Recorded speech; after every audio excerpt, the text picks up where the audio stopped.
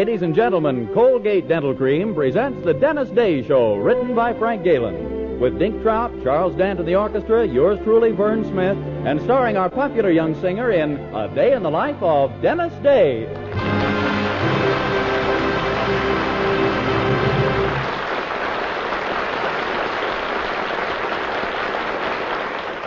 Twice a day and before every date, use Colgate Dental Cream to clean your breath while you clean your teeth.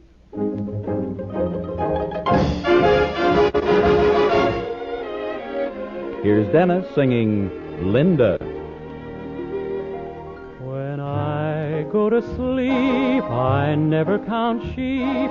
I count all the charms about Linda. And lately it seems in all of my dreams I walk with my arms about Linda. But what good does it do me? For Linda doesn't know I exist. Can't help feeling gloomy. Think of all the lovin' I've missed. We pass on the street, my heart skips a beat. I say to myself, hello, Linda. If only she'd smile, I'd stop her a while. Then I would get to know Linda. But miracles still happen. And when my lucky star begins to shine, with one lucky break, I'll make Linda mine. Oh, miracles still happen. And when my lucky star begins to shine, with one lucky break, I'll make Linda mine.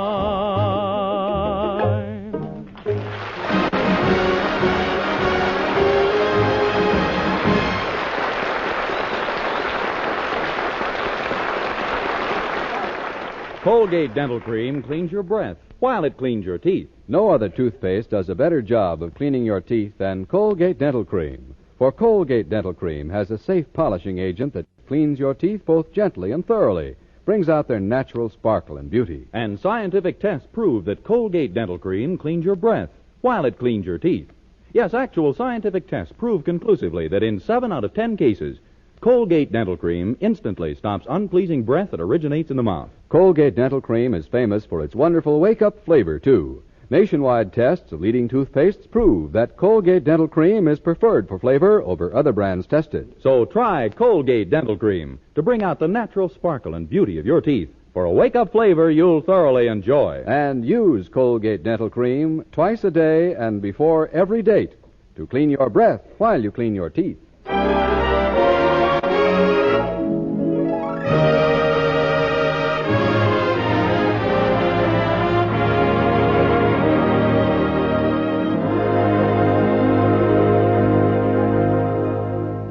Well, just about the last person in the whole world you'd suspect of being up to something devilish is the husband of our young hero's landlady. Loyal, dutiful, steady, fearful Mr. Anderson. But his daughter Mildred has been far from satisfied with her father's behavior during the past week, and so this morning she's decided to broach the subject to her boyfriend, Dennis Day, in his room. Dennis, what are you doing? Oh, listening to the radio. To the radio? Oh, I don't hear anything. I know, Fred Allen's on.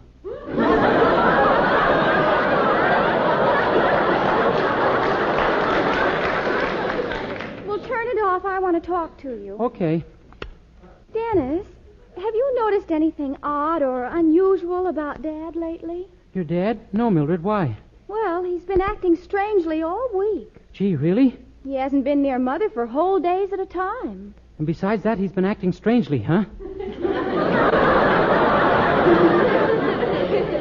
We hardly ever see him anymore. Why, at dinner he barely gets through the first course before he disappears somewhere. I don't understand it. Me either. He certainly should be used to the food by now. It isn't the food. My father's up to something. Oh, gosh, you really think so? I do. Dennis, you don't suppose... Oh, no. No, it's impossible. Well, that's silly. Nothing is impossible. What were you thinking of? Another woman. Beg pardon, I was wrong.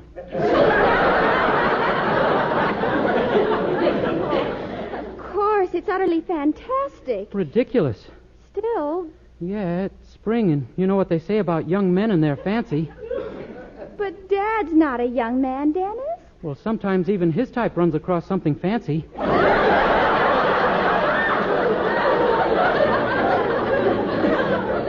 You really think it might be an affair d'amour? Oh, I don't know whether she's French or not. But you do think he might be interested in another woman. Oh, Dennis, I can't believe it. Me either, really. But, Dennis, we've simply got to know the truth. Yeah. If it's what we suspect, we might be able to break it up before Mother hears about it. Think what'll happen to her if she finds out about my father. I wouldn't want to be in his shoes either. Now, look. Daddy's in the next room. You're going in there and find out what he's up to. You mean right now? Yes, only for heaven's sakes, be tactful. If you're not subtle about it, he won't tell you a thing. Okay, I'll kind of ease into it slowly. I can be pretty sly, you know. Oh, good. I'll wait here for you. Go on now. Morning, Mr. Anderson. Morning, my boy.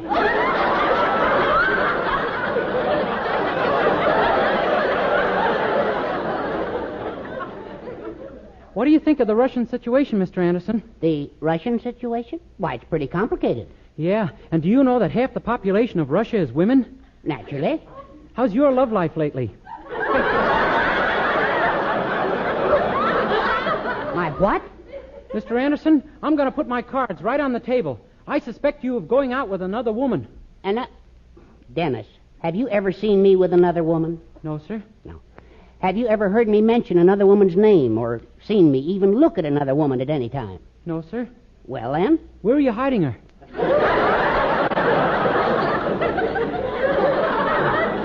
I'm afraid we're discussing a pleasant impossibility. Now, believe me, it isn't so. No? Then where do you rush off to every night after dinner? To the public library. Aha, now we're getting somewhere. A beautiful librarian, huh? Dennis, in the Weaverville Library, the only thing you'll find well stacked are the books.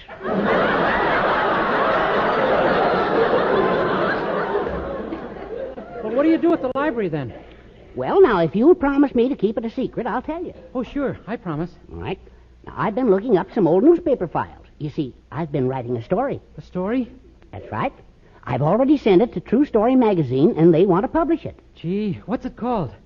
The Romance of Herbert Anderson. Fiction, huh? You have just put your finger on the horrible problem that I now find myself faced with. You see, True Story magazine positively insists that every word they print is the absolute truth. Oh, and you didn't make your romance true. No, I made it interesting. Now the magazine is sending a man here to authenticate my story before they publish it. Well, can he find anything false? I mean, just what did you say? Well, I described myself as a man of 50 with a desirable wife. You're dead.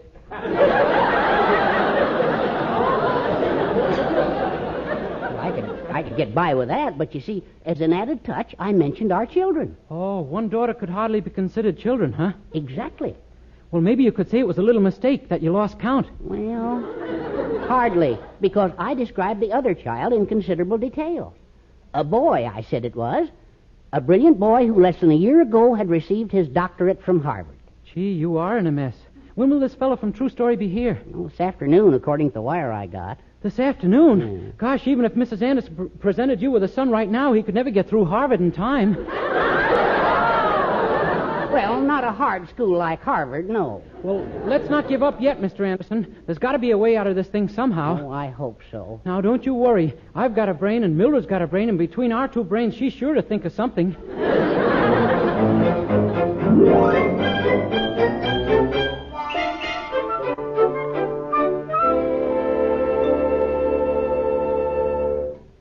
So that's all it is. Oh, I think your father's in pretty big trouble, Mildred. Yes, but there's a way to get him out. That is, if you're willing. I knew you'd think of an idea. What's this one? A state or a federal offense? Well, it's very simple. Daddy has to produce a son for the man from True Story magazine. All right, you're the son. Me? Mildred, this thing's got to be realistic. But it is realistic. You're the right age, aren't you? Yes. Then you're the son he wrote about. A brilliant young man with a college degree. It is here that I feel we are veering toward fantasy. Nonsense. Now, look, you told me the boy was a doctor. Yeah. All right. You go down to Dr. Hopkins' office. Huh? I'll send the man from True Story there, and when he arrives, he finds you wearing Dr. Hopkins' coat and sitting at his desk. He also finds Dr. Hopkins beating my brains out, doesn't he? Oh, no, because Dr. Hopkins won't be there. Somebody's made him go out on an emergency. Who? You. Oi. All you have to do is tell the doctor someone's desperately ill. Pretend you're in a panic. Oh, that I can handle easily. Oh, good. And when the man from True Story gets there, you're the doctor, see? But Mildred, really, you can do it.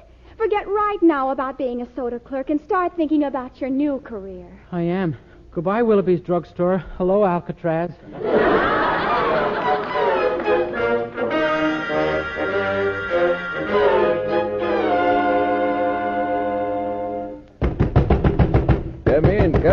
Come in.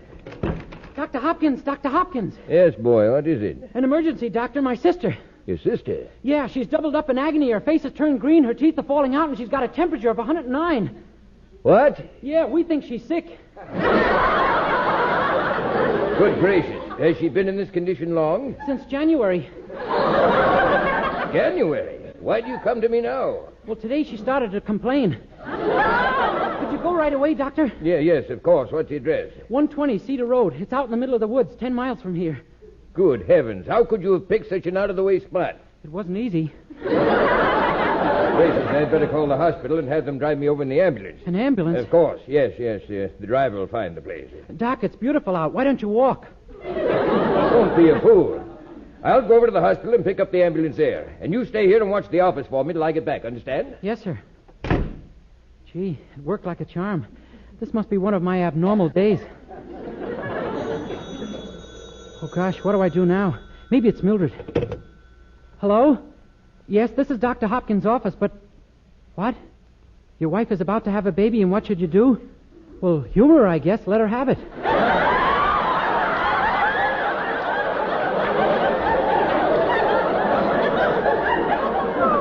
Mister, what a thing to say. You ought to have your phone ripped out.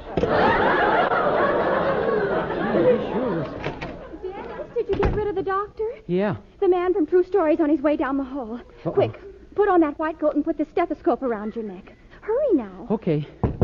Oh, there he is. I'll slip behind the screen where he can't see me. Come in. How do?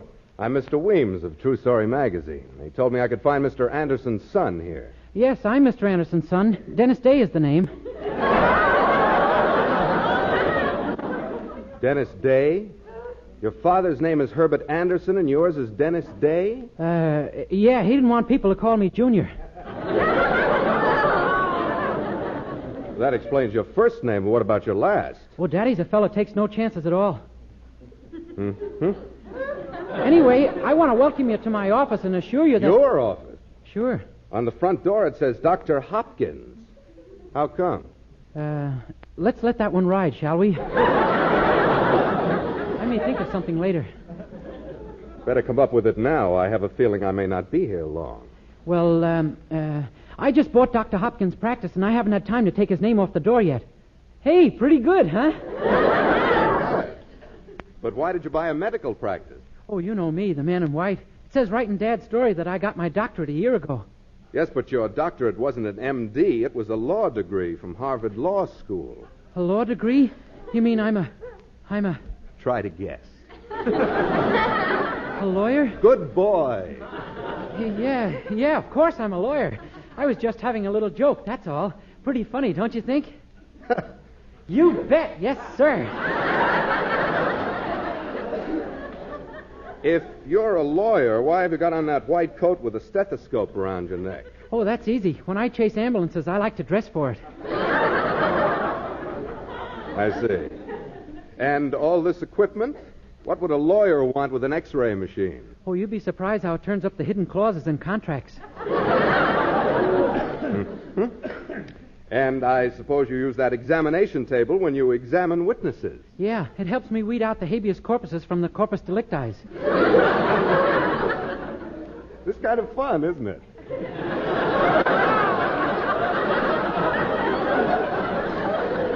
I hope so. You don't expect me to swallow this, do you, Mr. Day? I'd be terribly grateful. Well, you do have some awfully novel ideas for a lawyer. Yeah, they come when I least expect them. You and Clarence Darrow, eh? No, I like to work alone. Who has a better right? Well, Mr. Day, True Story magazine, as you know, prints nothing but the truth. So until I can check on this matter elsewhere, I suggest you plead nolo contendere, so to speak. Oh, I will. I'll plead just what you said. You're not familiar with that common legal phrase? I'm a Harvard man, Mr. Weems. We'd hardly learn common phrases there. Yes, naturally. But you do understand Latin, of course. Oh, of course. I'm simply Odedley with Attenley.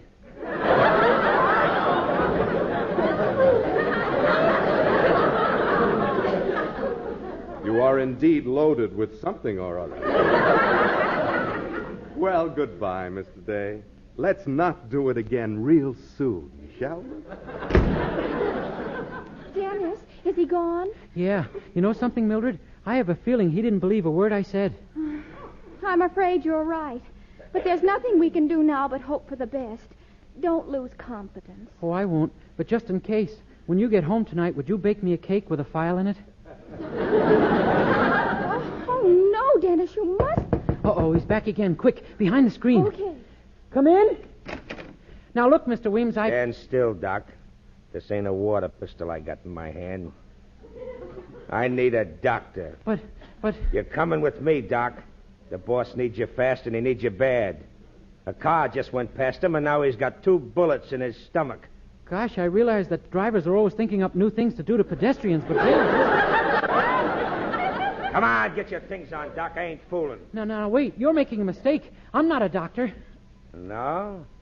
Then what are you doing in this office with a white coat on and a stethoscope around your neck? Oh, I was trying to convince someone that I was a lawyer.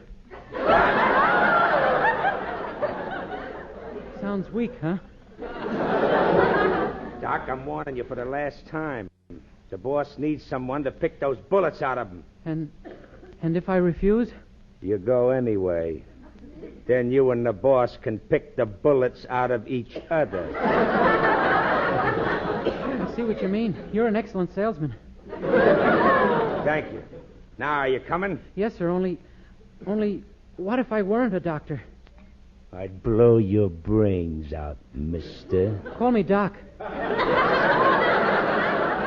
Come on. We wasted enough time. Our hideout is the old Foster place on Pine Hill. Here's your little black bag. Now, come on, let's go. Yes, sir. Oh, Dennis, my poor darling. I've got to do something. But what? They'll kill him, those horrible men. He'll be dead. And that fellow he takes the bullets out of, he won't do well either.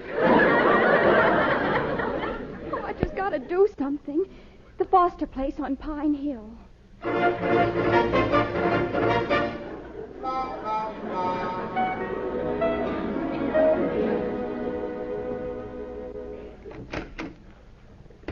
Well, here he is, Chief. Oh, good work, Sam. Oh, Doc, you're just in time. These bullets went awful deep in my stomach. They did? Yeah, my head is split.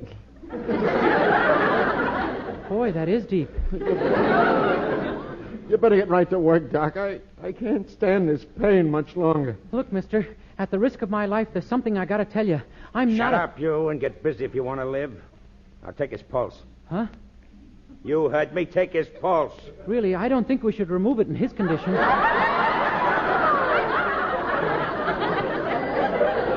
What are you talking about? All you got to do is feel it. Oh. Well, what are you waiting for? Go ahead and feel his pulse. Yes, sir. If you'll find it, I'll be glad to feel it. What? Oh, never mind the pulse, Doc. A blood count is more important anyway. A blood count? Yeah, go ahead. Take one. Oh, I don't have to. I can tell without counting them that you have fewer than you used to. You know something, boss? I think you're in trouble. You're telling me. But the heat's on, Sam. We got to get out of here. Oh, go after those bullets, Doc. I'll tell you what, let's leave them in. A lot of iron and bullets, you know, and the system requires iron to... Shut up!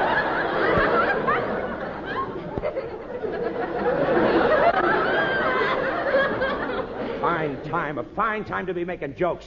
Go on, examine his stomachs and see if you can locate them slugs. Okay. Steady now, Chief. Ow! Ticklish? You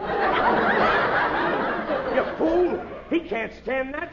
Come on, give him an anesthetic. An anesthetic? Yeah, sure. You got something to put him to sleep, ain't you? Well, I could read to him if you want me to. Are you crazy?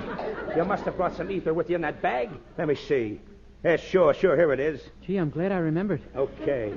Now I'll pour some on my handkerchief and give it to him. There, that ought to do it. All right now, Doc. You call for your instruments, and I'll hand them to you. But I... Call for your instruments. Okay. Knife. Smelling salts. You're going to give him smelling salts? They're for me. Well, see that you don't need them, understand? Now, what else do you need? Forceps. Band-Aid? Gotta leave him looking neat afterwards, don't we? For crying out loud, Doc. Quit talking like a fool, will you, and start operating. Really, mister, look, Did you hear me? Yes, sir, but I can't operate on this man. I'm not Start operating. Yes, sir. Hey, what's that? Open up there! Open up in there!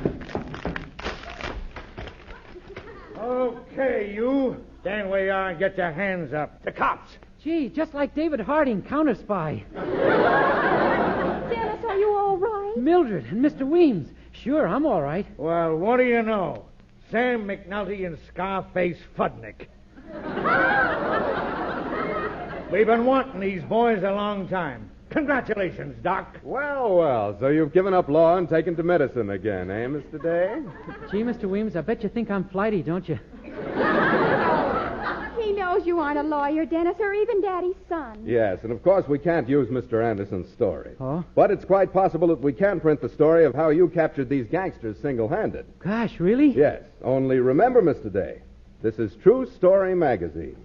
We want the plain truth and only the truth. Oh, sure. Well, it was like this. I was all alone in the doctor's office when all of a sudden 10 men armed with Tommy guns and cutlasses jumped me. I fought like a demon and I was winning easily when all of a sudden one of them whips out an atom bomb. Well, naturally, I couldn't do much against that, so I waited my chance and then I went after the whole army of them. I hit one guy with a left, another with a right, and a third I didn't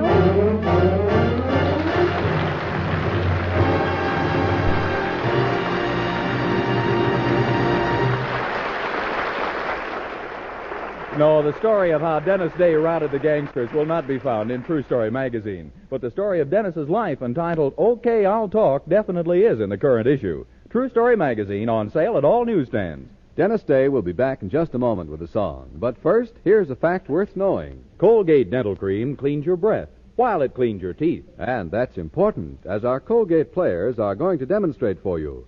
Our curtain goes up on a rain-soaked college boy who doesn't seem to know it's raining. Raining cats and dogs, in fact. A friend comes up and says, Come on, snap out of it, Tom. Don't you know enough to come in out of the rain? Well, what difference does it make, pal? I'm all wet anyway, according to Sal. She just read me a thunder and lightning act that was a beaut. Oh, so your sugar left you standing in the rain, did she? That's about it. But when it comes to telling me why, well, Sal's the original Miss Clam. Well, rain in the face, I'll tell you something. What you want to do is make a dash for your dentist, Tom. And here's what Tom found out. Scientific tests have proved that in 7 out of 10 cases, Colgate Dental Cream instantly stops unpleasing breath that originates in the mouth.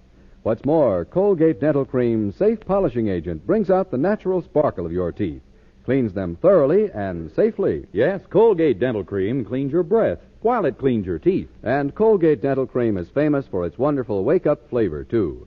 In fact, nationwide tests of leading toothpastes prove that Colgate Dental Cream is preferred for flavor over other brands tested. So, to clean your teeth thoroughly and safely, for a wake-up flavor everyone enjoys, use Colgate Dental Cream. Remember, Colgate Dental Cream cleans your breath while it cleans your teeth. With Charles Dant and the orchestra, here's Dennis to sing the current favorite, I Want to Thank Your Folks. I want to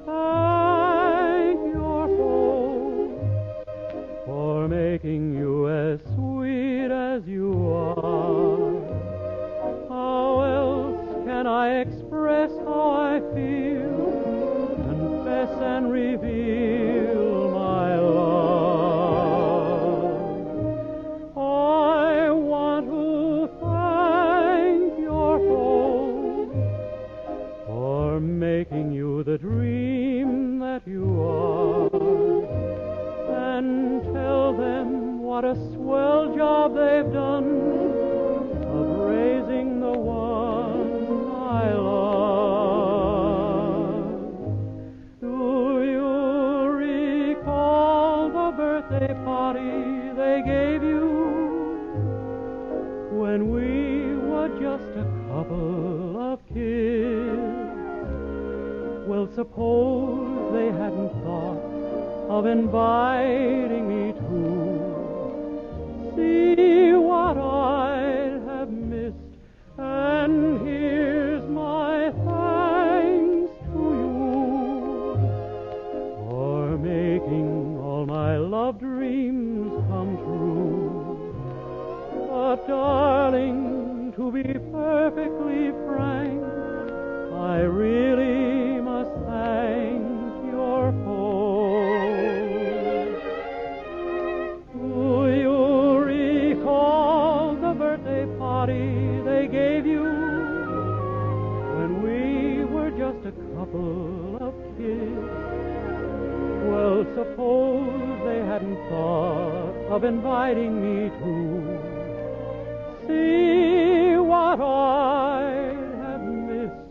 And here's my thanks to you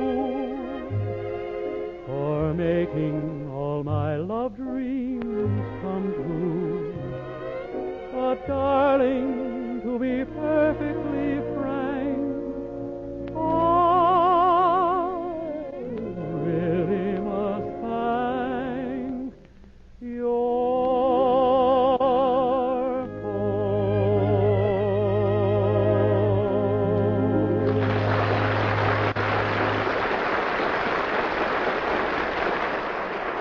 everybody. Dennis Day can be heard with Jack Benny every Sunday. And be sure and be with us again next week for another Dennis Day program. More songs, more adventures in the life of our star, Dennis Day. Meanwhile, be sure to use Colgate Dental Cream to clean your breath while you clean your teeth.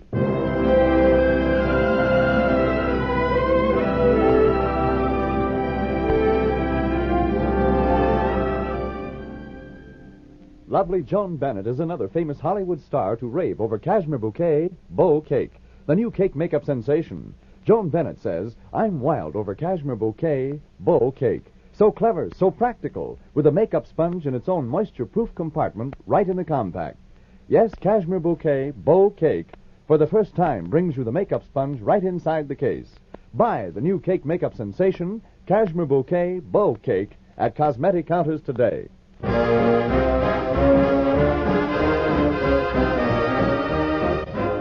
Ladies, keep right on saving used fats and oils. Turn them into your dealer and he'll pay you more for your used fats and oils. Mrs. Vern Smith reminding you the daylight saving time becomes effective in certain areas on April 27th. This may change the time at which the Dennis Day program is heard in your community. Please check your local paper for the time at which this program will be heard next week and each week thereafter.